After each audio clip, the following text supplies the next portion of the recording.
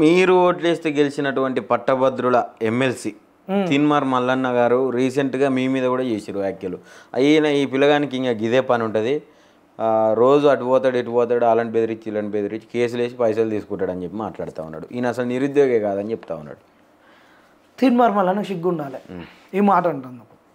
బహిరంగ బాగా చెప్తాంట, ఎదురుగా కనిపించినా గల్లా పట్టుకొని అడుగుతా. నువ్వు చక్కగా చేయకుండా రైట్ టు రికాల్ అన్నావు. రైట్ టు రికాల్ పెట్టి ఫస్ట్ నువ్వు వచ్చి కొట్లాడుతుంటే నేను కొట్లాడుతున్నారా లంగా, నేను కేసులు వేసినరా 29 జీవో ఎస్సీ ఎస్టీ బీసీల బతుకులు నాగం చేసింది, దాని గురించి నేను కేసు వేసిన. ఈడబ్ల్యూఎస్ బీసీల ఉద్యోగాలను గుంజుకుంది, ఇంప్లిమెంటేషన్ సరిగ్గా లేకుంటే నేను కేసు వేసిన. నేను మీ గురించి రోజు రోడ్ల మీద కొట్లాడుతున్నా అని చెప్పు. ఏం కేసులు ఉన్నాయి ఏం తెలిసి నాకు? ఇటు పోరగాడు కేసులు ఎత్తున్నాడు ఆడినాడు. ఈ వాళ్ళ మీద కేసులు వేసినా, నీ మీద కేసులు వేసినా, నీ లంగ లత్కోర పనుల మీద కేసులు వేసినా, నీ లెక్క ఏమన్నా స్టూడియోలో ఏమన్నా ఆడోళ్ళ పంచాయతీలు పెట్టుకున్నా? ఏ పంచాయతీలు పెట్టారు కేసులు వేసినా? కేసులు వేసినావు అన్నావు, కేసులు వేస్తున్నావు, వేసిండే వేయలేదో వచ్చి సిగ్గు తెచ్చుకో. సిగ్గు లేకుండా ఎట్ట మాట్లాడుతున్నావు? నేను చేయలేనటువంటి పనులు సిగ్గు తప్పి నేను చేస్తుంటే సగం చెడితే సంగీతం పూర్తి చెడితే భాగవతం అని బట్టలిప్పుకొని నోరు చేత పట్టుకొని భాగవతం అన్నట్టు మాట్లాడుతుంటే పాపం నేను చేయని పనులు వాళ్ళు చేస్తున్న నిరుద్యోగులు అనేది ఉండాలి. అసలు నీకు నువ్వు కదా ఉండాల్సింది. నీ ఎన్నికలకు 10 రూపాయల ఛాయ్ పైసలు ఇయ్యి అని అన్నావు. నీ ఎన్నికలకే ఛాయ్ పైసలు అడిగినావు. ఇవాళ నీ కాంగ్రెస్ సిగ్గు లేకుండా ఇవాళ ఒక్కొక్క అడ్వకేట్ను 30 లక్షలు రోజుకి ఇచ్చేసి తీసుకొచ్చి పెడుతుంటే ఈ నిరుద్యోగులకు పైసలు ఎక్కడి నుంచి వస్తాయి? ఎస్సీ ఎస్టీ బీసీ బిడ్డల కాడ ఏం లేవని నువ్వే చెప్తావు కదా, 5 రూపాయల భోజనం అని. మరి ఇలా కేసులు వేయడానికి పైసలు ఎక్కడి నుంచి వస్తాయి? మీ రాజకీయ పార్టీ ఉంది బలంగా వాళ్ళని నడిపిస్తుందని చెప్తుండు. అన్ని పార్టీలు ఉన్నాయి వెనకంగా.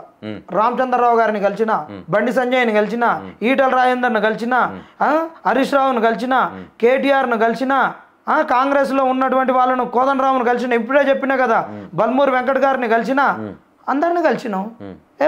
ఓ సమస్యను తీర్చమని అడిగినాం. నీ లెక్క తిట్టుకుంటా కూర్చోలేదు. అందరినీ కలిసినాం, అడిగినాం, కొట్లాడినాం. రోడ్ల మీద కొట్లాడడం ఒకటే కాదు, ఇలా వాక్ స్వతంత్రం ఉందని రోడ్ల మీద స్ట్రీట్ ఫైట్ చేస్తేనే సమస్య పరిష్కారం దొక్కదండి. ఇవాళ ఖచ్చితంగా కోర్టులను ఆశ్రయించాలి. కోర్టులు అనేది ఇవాళ చాలా ఎక్స్పెన్సివ్ అయిపోయినాయి. ఇలా సుప్రీంకోర్టుకు పోతే ఒక్క క్షణానికి ఎన్ని డబ్బులు తీసుకుంటారు.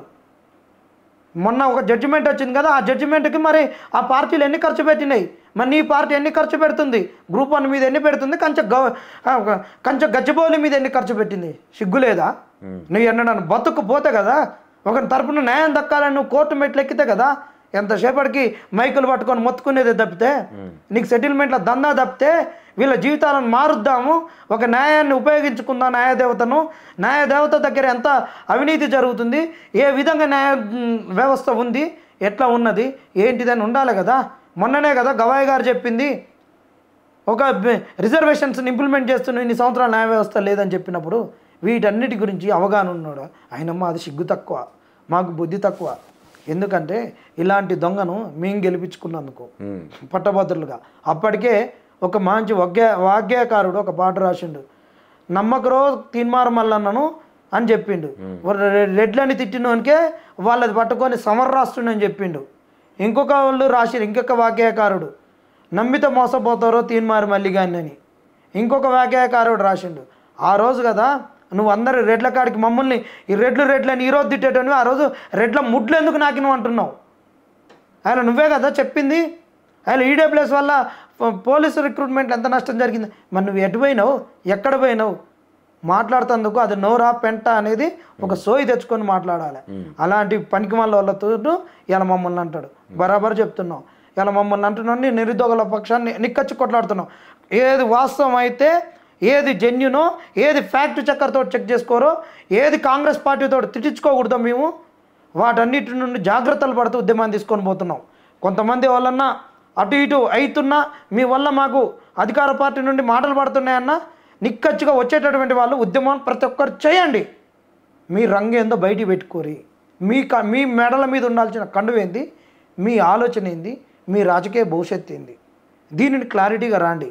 వస్తున్నామని చెప్పేసి మీరు ఏదో సానుభూతి సహానుభూతి ఎంపతి అని చెప్తే ఉన్న సమస్య పక్కదారిపోతుంది.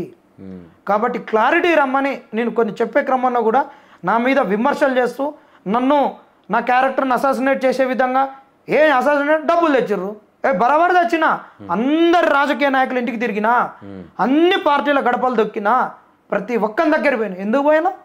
ఇలా నీళ్ళు నిధుల నియామకాలన్న తెలంగాణలో మా నియామకాలే పోతున్నప్పుడు మేము ఎందుకు బతికి వచ్చిన తెలంగాణలో 14 ఏళ్ళు గ్రూప్ 1 రాలేదని నీలాంటి లంగాలు చెప్పబట్టికే కదా కాంగ్రెస్ కోటేసింది. ఈ 14 ఏళ్లలో గ్రూప్ 1 ప్రిలిమ్స్ పెట్టే మేము అపాయింట్మెంట్స్ ఆర్డర్లు ఇచ్చినట్టు మీరు డాంబికాలు చెప్పుకుంటున్నప్పుడు, మా జీవితాలు ఆగమైపోతున్నప్పుడు, మీలాంటి వాళ్ళు సామాజిక స్పృహ అని, ఎస్సీ ఎస్టీ బీసీలం అని, అంగలాగి సిద్ధాంతం అనేటటువంటి వాళ్ళు కాంగ్రెస్ వస్తే కష్టాలు మారుతాయని ఎక్కడ పడినారు? మీరు బండి మీరు ఏం చేయకుండా ఉంటే మా కష్టాల గురించి తిరిగితే వీనెనక వాడున్నాడు వీడున్నాడు అని మాట్లాడతారు. ఇది పెద్ద వీళ్ళకు అసలు ఆ మాట అన్నందుకు వీళ్ళు క్షమాపణ చెప్పాలి. అంటే ఒక తీన్మార్ మల్లన్న, నేను నిరుద్యోగుల పక్షాన నేను జెన్యున్గానే కొట్లాడుతున్నా, నేను నిరుద్యోగిన కాదో తెలియాలి, మీరు తెలుసుకోరి. నాతో ఉండేటోళ్ళకి తెలుసు, అందరికీ తెలుసు. అసలు నిరుద్యోగిని కాకుండా నిరుద్యోగులు ఎందుకు వెళ్ళగొట్టరా? ఈరోజు కానోళ్ళు మీరు ముసుగులు వేసుకున్న వాళ్ళని పొమ్మని చెప్పట్లేరా? నేను కూడా చెప్తున్నా కదా, మీకు తెలుసు, వాళ్ళకన్నా ఎక్కువ మీరు కెమెరాలు పెట్టి ఉన్నారు, మీకు తెలుసు. నేను అడుగు మమ్మల్ని అన్నామంటే నిరుద్యోగులను అందరిని అన్నట్టే, నిరుద్యోగులను అన్నట్టే. నిన్నొక్కనంటే బీసీలను అన్నట్టు కదా. ఇవాళ నువ్వు ఎస్సీ ఎస్టీ బీసీ పిల్లని 3000 అడుక్కున్నావు, వానికి అమ్ముడు పోయినావు అని చెప్తున్నావు కదా. ఇలా బీసీలు అంత 3000 అమ్ముడు పోయేటోళ్ళ ఎస్సీ ఎస్టీ బీసీ పిల్లలు? నీ లెక్క అందరు అమ్ముడు పోతారా? నీ లెక్కనే అందరూ లత్కోర పనులు చేస్తారా? నువ్వు ఏది చేస్తే అది. నువ్వు సంసారం అయితే బీసీలు అంతా సంసారులే, నువ్వు లత్కోరు అయితే బీసీలు అందరూ లత్కోరులే. నీ మీద దాడి జరిగితే బీసీల మీద దాడులు జరిగినట్టే. నీకు ఏదైతే అది మొత్తం జాతికి ఆపాదిస్తావు, సమాజానికి ఆపాదిస్తావు. మరి అలా మాకు జరిగినప్పుడు చెప్పు. నీకొక్కరిని ఎమ్మెల్సీ ఎన్నికలప్పుడు బిట్స్ పిల్లానికి పల్లి పటానీల చదువుకున్నానికంటే ఉస్మాన్ యూనివర్సిటీలో చదువుకున్న ఎస్సీ ఎస్టీ బిడ్డలను అందరిని అవమానపరిచినట్టని మాట్లాడి ప్రచారం చేసుకుని గెలిచినవే. మరి ఈరోజు దీనికి ఏం సమాధానం చెప్తావు?